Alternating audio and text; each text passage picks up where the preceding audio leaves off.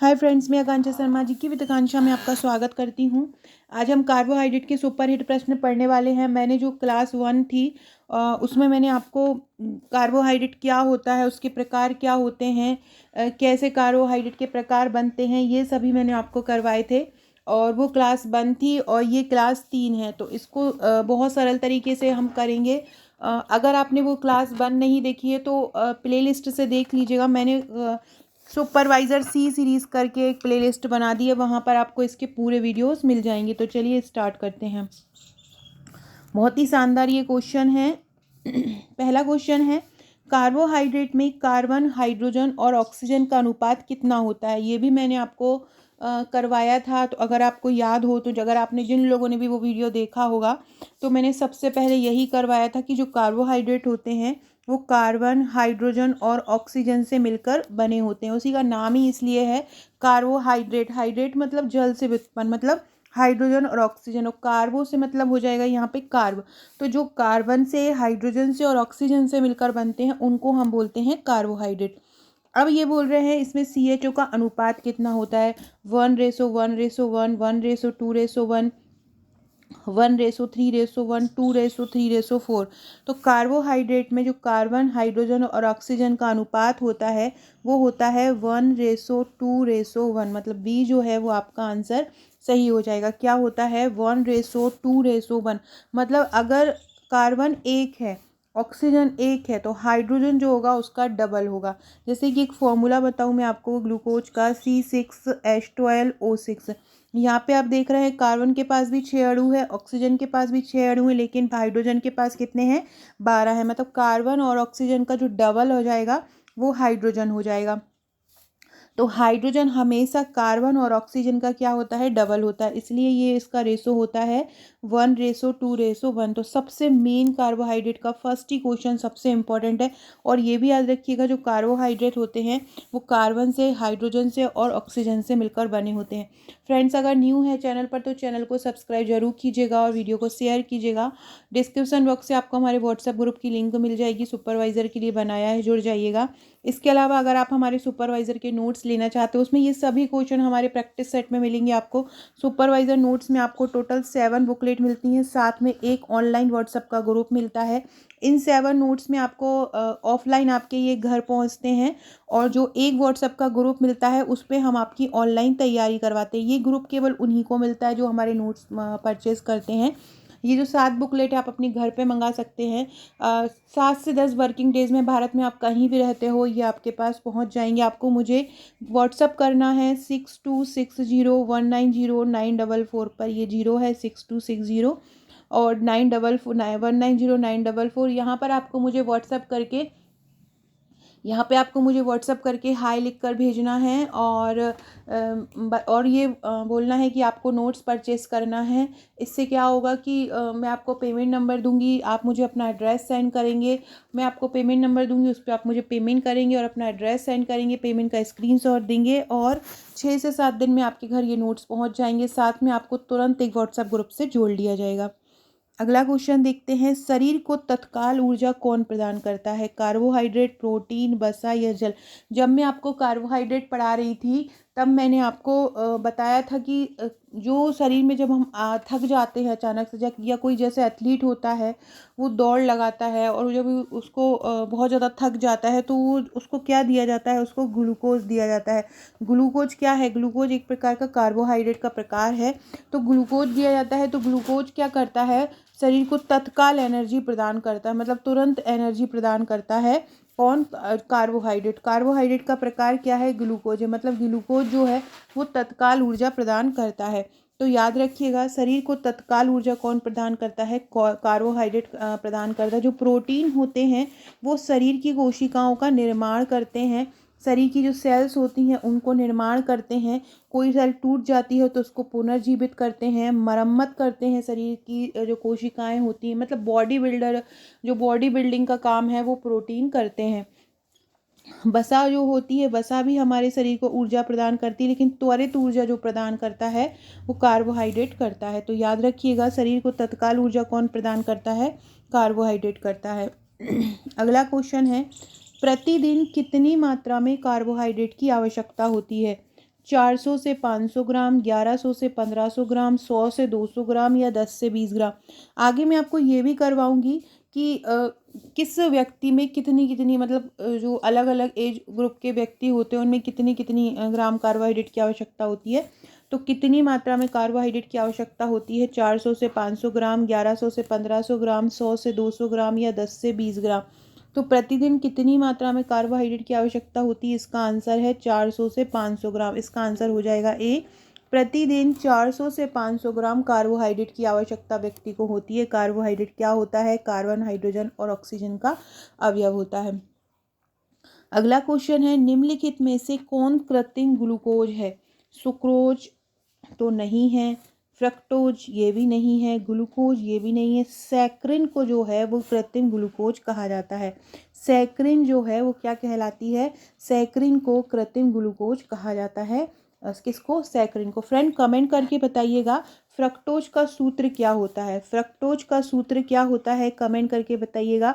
सभी लोग कमेंट जरूर कीजिएगा। जिनको भी मेरे वीडियोस पसंद आते हैं सभी लोग कमेंट करके बताइए। कमेंट से पता रहता है कि कौन कौन वीडियो पसंद कर रहे हैं। तो जो फ्रक्टोज का सूत्र क्या होता है ये आप मुझे कमेंट करके बताएंगे। कृत्रिम ग्लूकोज कौन है? सैकरिन है। अगला है, एकांकी इकाई वाली मुद्राओं को क्या बोलते हैं? एकांकी, देखो कोई भी चीज़ जब एक होती है तो उसको मोनो बोलते हैं। जब दो मिल जाती है तो दो को बोलते हैं डाई, और जब दो से ज़्यादा मिल जाती है तो उसको बोलते हैं पॉली। तो मोनो क्या होता है? एक होता है जब कोई एकलक इकाई होती है। डाई क्या होता है? जब दो इकाई होती है। और पॉली क्या होता है? जब दो से ज़्यादा होती है। तो एकांकी इकाई वाली मुद्राओं को क्या बोलते हैं? एकांकी इकाई वाली मुद्राओं को बोलते हैं मोनोसैकेराइड। क्या बोलते हैं? एकांकी इकाई वाली मुद्राओं को मोनोसैकेराइड बोलते हैं, याद रखिएगा। अगला है, डाइलक यूनिट वाली, मतलब डाई मैंने अभी बताया था जब दो यूनिट रहती हैं सैकेराइड की। तो जब डाई लक यूनिट वाली सैकेराइड को क्या कहा जाता है? मोनो तो कहा नहीं जाएगा। पॉली क्या होता है? दो से ज़्यादा होती हैं उनको बोला जाता है डाई सैकेराइड बोला जाएगा, क्योंकि डाई सैकेराइड मतलब क्या होता है? इसमें दो इकाई होती हैं मोनोसैकेराइड की, तो क्या बन जाता है? डाई सैकेराइड बन जाता है। जैसे कि अगर हम ग्लूकोज और ग्लूकोज को मिला दें तो ये क्या हो जाएगा? ग्लूकोज और ग्लूकोज क्या है? मोनोसैकेराइड है। जब ये दोनों मिल जाएंगी तो क्या हो जाएगा? डाइसैकेराइड हो जाएगा। अगला क्वेश्चन है, अनेक इकाइयों वाले कार्बोहाइड्रेट को क्या कहा जाता है? मोनोसैकेराइड तो एक इकाई वाले को कहा जाता है, डाइसैकेराइड दो इकाई वाले को कहा जाता है। जब अनेक इकाइयाँ मिलती हैं तो उसको क्या बोला जाता है? पॉलीसैकेराइड बोला जाता है। तो इसका आंसर क्या हो जाएगा? पॉलीसैकेराइड हो जाएगा। अनेक इकाइयों वाले कार्बोहाइड्रेट को क्या बोला जाता है? अनेक इकाइयों वाले कार्बोहाइड्रेट को पॉलीसैकेराइड बोला जाता है। अगला क्वेश्चन है, ग्लूकोज में क्रियात्मक समूह क्या होता है? जैसे कि ग्लूकोज होता है C6H12O6। जब हम इसको तोड़ेंगे ना तो इसका जो सूत्र बनता है वो CHO बनता है। अभी हमने ऊपर पढ़ा था जब हम अनुपात पढ़ रहे थे, तो इसका सूत्र ही होता है CHO ग्लूकोज का। तो ये जो सिम्बॉल है ये किसका क्रियात्मक समूह है?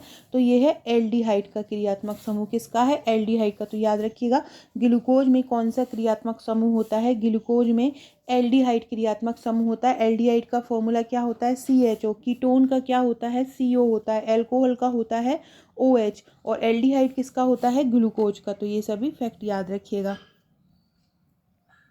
अगला है, शरीर में सर्वाधिक मात्रा में पाया जाने वाला कार्बोहाइड्रेट कौन सा होता है? ग्लूकोज, गैलेक्टो फ्रक्टोज, गैलेक्टोज या सुक्रोज?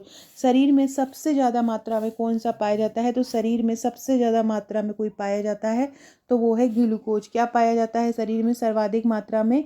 तो शरीर में सर्वाधिक मात्रा में ग्लूकोज पाया जाता है। क्या पाया जाता है? सर्वाधिक मात्रा में ग्लूकोज पाया जाता है।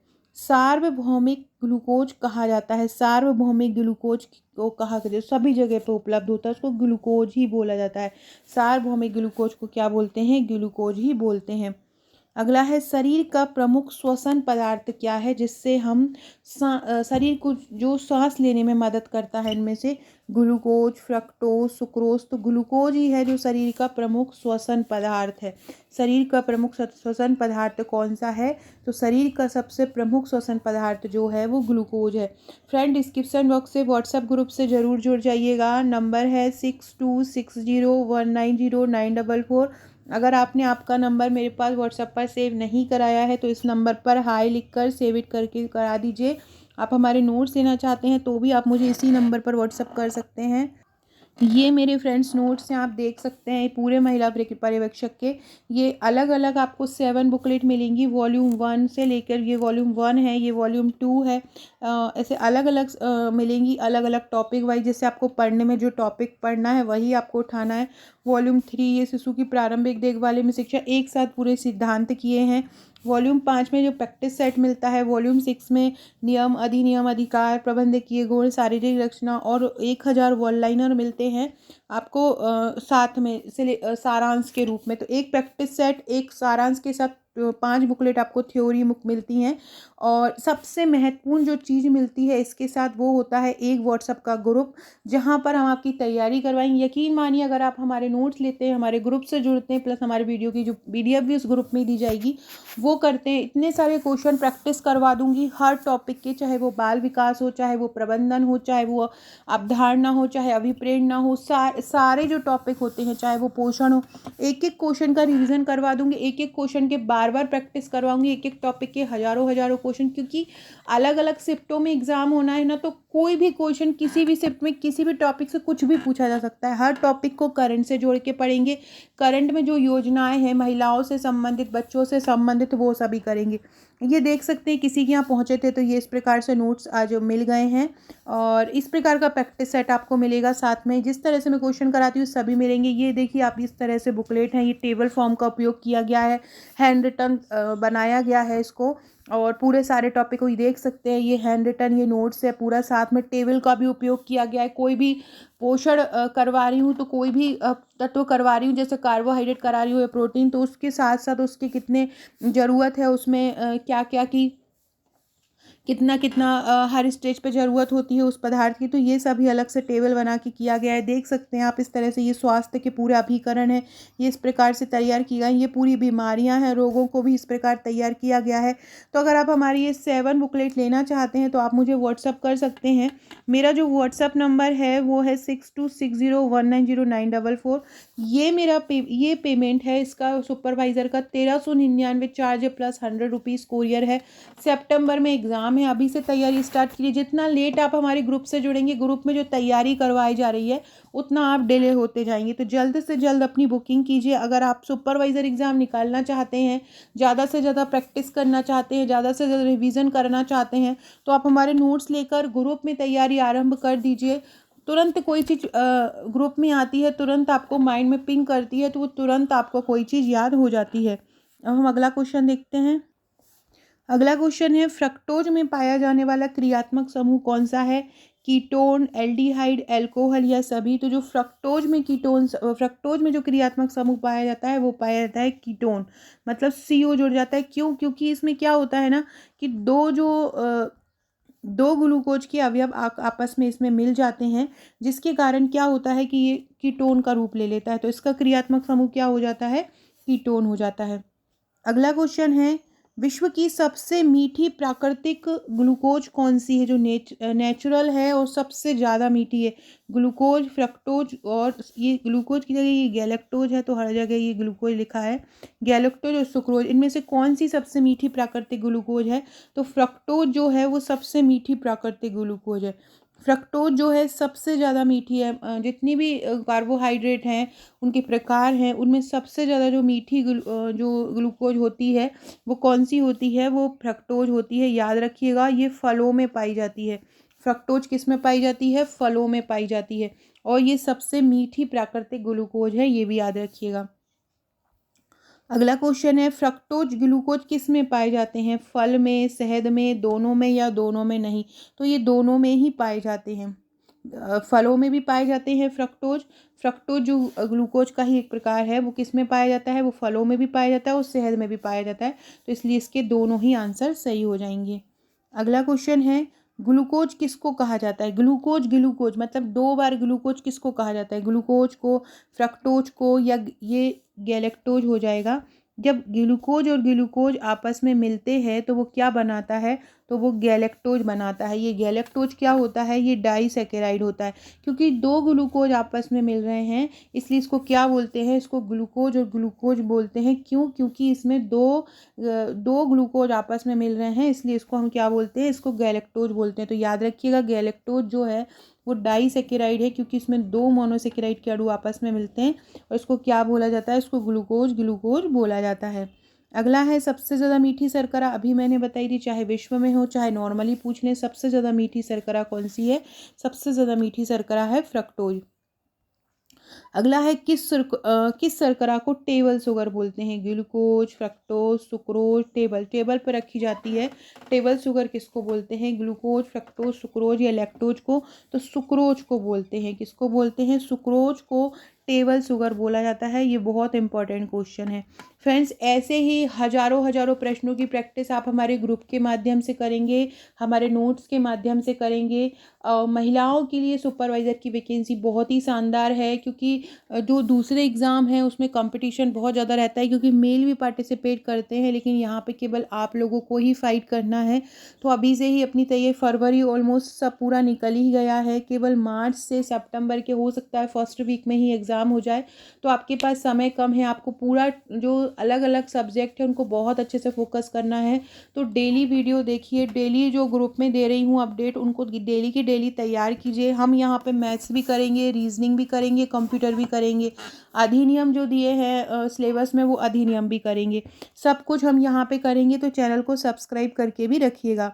सर्वाधिक ऊर्जा देने वाली शर्करा कौन सी है? ग्लूकोज, फ्रक्टोज, माल्टोज या सुक्रोज? सबसे ज़्यादा ऊर्जा कौन सी शर्करा देती है? ग्लूकोज, फ्रक्टोज, माल्टोज या सुक्रोज? तो सबसे ज़्यादा जो ऊर्जा देती है उस शर्करा का नाम है माल्टोज। कौन सी शर्करा सबसे ज़्यादा ऊर्जा देती है? तो माल्टोज शर्करा सबसे ज़्यादा ऊर्जा देती है। बहुत इंपॉर्टेंट है, याद रखिएगा।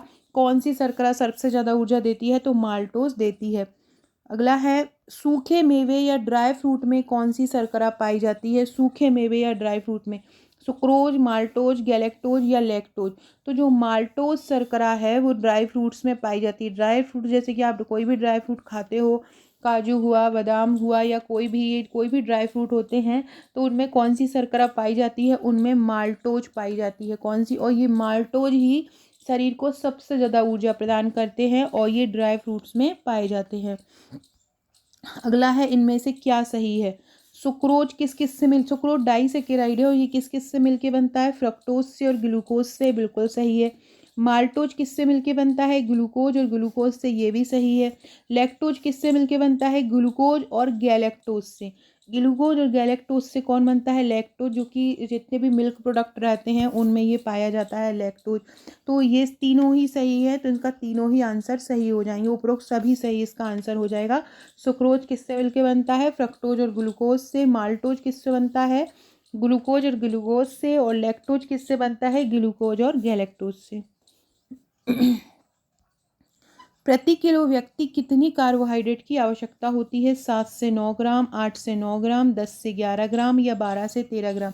प्रति किलो मतलब जितना वजन व्यक्ति का बढ़ता है उसके हिसाब से हर वजन पर 7 से 9 ग्राम कार्बोहाइड्रेट की आवश्यकता होती है।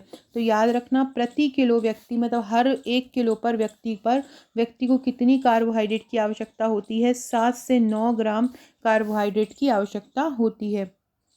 निम्न आयु वर्ग के अनुसार कार्बोहाइड्रेट कैलोरी का कुल कैलोरी के अनुपात में कितना प्रतिशत होता है? सही कथन छाटिए। पहला है वयस्क में 50 से 70% होती है, बिल्कुल सही है। जितना भी कैलोरी वो इनटेक करता है कोई भी युवा व्यक्ति, उसमें से 50 से 70% जो है वो मात्रा कैलोरी की कार्बोहाइड्रेट की होती है। जितनी भी वो कैलोरी इंटेक करता है अपने पूरे खाने में दिन भर में, उसमें से 50 से 70% काय का होता है? कार्बोहाइड्रेट का। इसके अलावा गर्भवती और स्तनपान कराने वाली महिलाओं को कितना होता है? 40 से 60% रहता है। गर्भवती वाली या स्तनपान कराने वाली महिलाएं जो रहती हैं उनमें जितनी भी कैलोरी वो इनटेक करती हैं उसमें कार्बोहाइड्रेट का प्रतिशत कितना होता है? 40 से 60%। शिशु 1 से 12 माह में कितना होता है? 40 ही कार्ब ही लेते हैं। पूर्व साले बालक मतलब जो 1 से 5 वर्ष के होते हैं उनमें भी कितनी होती है? 40 से, जितनी भी कैलोरी वो इंटेक कर रहे हैं उसका 40 से 60% कार्ब होता है। बड़े बालक एवं किशोर बालक उनमें 50 से 70 होता है। वयस्क हो चाहे किशोर हो, 50 से 70%। तो ये सभी फैक्ट इसके सही होंगे, तो उपरोक्त सभी इसका आंसर हो जाएगा। संतुलित आहार में कार्बोहाइड्रेट से प्राप्त कुल कैलोरी का प्रतिशत कितने के बीच होना चाहिए? 40 से 50, 60 से 70, 80 से 90, 90 से 100। तो जो संतुलित आहार है, एक बिल्कुल बैलेंस डाइट अगर आप ले रहे हैं तो उसमें जो कार्बोहाइड्रेट का प्रतिशत होना चाहिए वो 60 से 70% होना चाहिए। कितना? 60 से 70%। इसको देखने से पहले जो हमारी क्लास 1 है वो भी देख लीजिएगा, ताकि आपको पूरा कार्बोहाइड्रेट क्लियर होता जाए। ऐसे ही आपको हर टॉपिक में कवर करवा दूंगी। ये कुछ फैक्ट मैंने इंपॉर्टेंट डाले हैं, इनको एक बार पढ़ लीजिए। खेलने के दौरान 20 से 25 किलोग्राम वजन तक पहुंच जाती है। क्या? कार्बोहाइड्रेट जो है 20 से 25 ग्राम मतलब प्रति किलोग्राम वजन तक पहुंच जाती है। मतलब एक्स्ट्रा आपको लेना पड़ता है प्रति किलो वजन के अनुसार 20 से 25 ग्राम। एक पुरुष को रोजाना कम से कम 2000 कैलोरी चाहिए, तो इस हिसाब से उन्हें 225 से 325 ग्राम कार्बोहाइड्रेट अपने खान पान में शामिल करना चाहिए। और इस हिसाब से महिलाओं को भी लगभग 325 ग्राम मिनिमम और या इससे ज़्यादा कार्बोहाइड्रेट की ज़रूरत होती है, अगर उनको टोटल कैलोरी वो 2000 या 2500 लेते हैं।